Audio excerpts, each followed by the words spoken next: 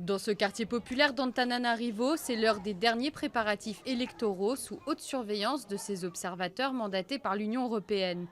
Ils seront une centaine déployés à travers l'île le jour du vote pour la désignation du président des 22 millions de Malgaches. Dans cette salle exiguë, 700 responsables de bureaux de vote reçoivent leur dernière formation. Il n'y a pas de chaise pour tout le monde, mais devant les observateurs, la concentration est de rigueur. Donc on participe aussi pour voir l'ambiance, pour voir s'il y a des incidents ou s'il y a des meetings qui sont annulés. On parle un peu avec les services de sécurité pour voir un peu toute l'ambiance qui est autour des élections ici à Madagascar. Chaque soir, on envoie nos rapports à notre direction ici à Antananarivo.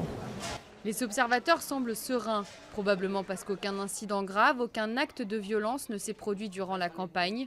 Mais dans cette mairie de quartier, on s'inquiète car des responsables ont constaté 128 anomalies pour une population d'électeurs de 2000 personnes. C'est triste de savoir qu'actuellement les gens apportent ici cette fiche d'inscription bleue pour voter et quand on regarde dans la liste que nous avons, leur nom y figure. En revanche, on est étonné de voir que leur nom ne figure pas dans la liste électorale établie par la CENIT. Le choix ne va donc pas toujours être facile, d'autant que les candidats sont au nombre de 33, dont des proches des deux hommes forts de l'île qui s'opposent depuis des années, l'ancien président Ravalomanana et le président intérimaire Rajoelina. Depuis 4 ans, la crise politique est ouverte, le vote est censé y mettre fin.